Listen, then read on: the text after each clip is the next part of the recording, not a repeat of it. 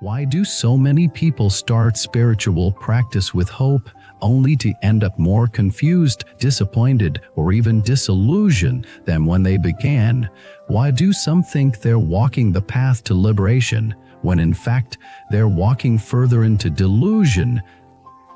And what if the problem isn't the practice, but what we failed to understand before we even began? Welcome back to the channel. In today's deeply important video, we're going to explore 7 foundational truths that every aspiring Buddhist or anyone seeking a real spiritual path must understand before they begin. These truths are not rules, they're not rituals, they are insights. And without them, your practice can become like pouring water into a cracked vase. Well, no matter how much effort you put in, it never fills. Based on the teachings of the revered Dzogchen master, Khenpo Tsal Trim Lodro, this message cuts through confusion and touches the raw, honest truth about what spiritual practice really means. If you've ever felt unsure, stuck, or spiritually lost despite your devotion, this video will be a mere wake-up call and, most importantly, a guide. Let's walk through this together, gently, truthfully, and with the kind of depth that honors your journey. Let's begin. Imagine someone sees a beautiful temple, hears soothing chants, and sees people bowing in reverence. They feel a pull in their heart, the yearning. They want peace. They want liberation. They want meaning. So they decide, I'm going to become a Buddhist. But what if that desire is built on a foundation that hasn't been tested? What if it's built on ideas, emotions, or illusions, not understanding? The first essential truth is this: Buddhism is not about feeling good. It's about seeing truth. Many people confuse spiritual comfort with spiritual growth, but truth, real truth, is often uncomfortable, shatters illusions, makes us confront the parts of ourselves we've hidden, demands that we give up not just bad habits, but even cherished ideas about who we are. If you're coming to the Dharma hoping to be comforted, you may not be ready. But if you're ready to be confronted, ploughing light deeply, unflinching light, then you're ready to walk the path. The second truth: the goal of Buddhism is not to escape suffering, but to understand it.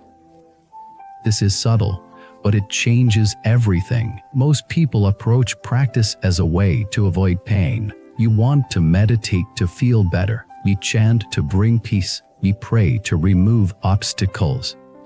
But the Buddha didn't teach escape. He taught insight. He said, I teach suffering and the end of suffering. That means we don't run from it. We investigate it. We look deeply into its causes, its conditions. Until we do this, our practice becomes a spiritual form of escapism, just another addiction, another distraction. But when we turn toward suffering with clarity, something shifts. We stop blaming. We stop resisting. We begin to see, not with the eyes of ego, but with the eyes of wisdom. The third truth: faith without understanding is fragile. Khenpo Tsal Trim Lodro once said that blind faith is dangerous. It can be easily shaken, it can be manipulated, it doesn't survive crisis. But faith that rises from investigation is unshakable. This kind of faith grows when you study, reflect, and apply the teachings. You see for yourself that karma is real. You witness the power of mindfulness. You feel the change that comes from ethical living. This is not belief. This is realization. And that kind of faith, it can carry you through anything. The fourth truth: you must distinguish the Dharma from the person teaching it. This is especially critical in our modern world. There are countless teachers, books, influencers, and spiritual personalities. Some are authentic, some are not. But the teachings themselves, the Dharma, are pure. They are beyond personality. Don't fall in love with the teacher, fall in love with the truth. And if a teacher ever asks you to surrender your discernment, run. The Buddha said clearly, be a lamp unto yourselves. Even if you respect a master, never abandon your ability to question, to analyze, and to understand deeply. The fifth truth, spiritual practice is not separate from your life. Too many people try to keep practice in a separate box.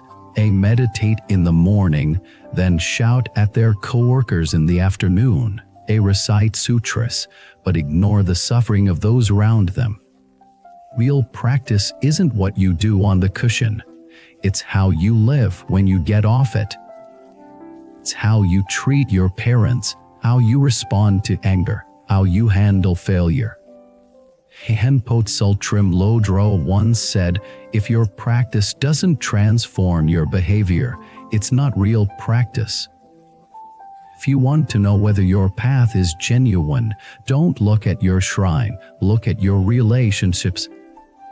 The sixth truth, progress is invisible. In the beginning, many people expect quick results. They want peace, they want clarity, they want signs. But the deepest transformations are often silent. They don't come with fireworks, they come in subtle shifts. You find yourself getting less angry. You find yourself listening more. You stop needing to be right. These are miracles, quiet, powerful miracles. Trust that the seed is growing, even if you can't see the plant yet. Don't chase spiritual highs. Root yourself in daily discipline. That's where the real fruit comes from. The seventh and final truth, you must want liberation more than comfort. This might be the hardest of all, because comfort is seductive. It whispers, stay here, rest, settle. But liberation whispers something else, keep going. True practice will ask you to give things up, pride, attachment, fear. Won't happen overnight, but slowly, it will ask you to become someone new, someone lighter, freer, clearer. The question is, do you want that, or do you just want relief from your current pain? The path is always here, but it waits for your answer. So now we return to the beginning. Are you ready to walk the path, not for comfort, but for clarity, not for praise, but for truth? Because if you are, then let today be your beginning. Study deeply, question sincerely, practice daily, and never forget the path isn't somewhere far, it's right under your feet. But only if you're willing to walk it. Thank you for watching this video. If today's message stirred something in your heart, if it gave you clarity, strength, or even a little discomfort, God, that means it's working. Leave a comment and share which truth resonated most with you. And if you're already walking this path, what helped you stay grounded when you started? Don't forget to like, subscribe, and turn on notifications. Until next time, keep walking, keep reflecting, and keep choosing truth again and again. Before you leave, here's something special. In Buddhism, we believe that every encounter carries a deeper meaning. Would you like to discover your true soul connection, the one written into your destiny? Take the Soulmate Test today and unveil the hidden truths of your journey. Click the link below and begin your path now. http://soulmate. You wisdom more, come, white.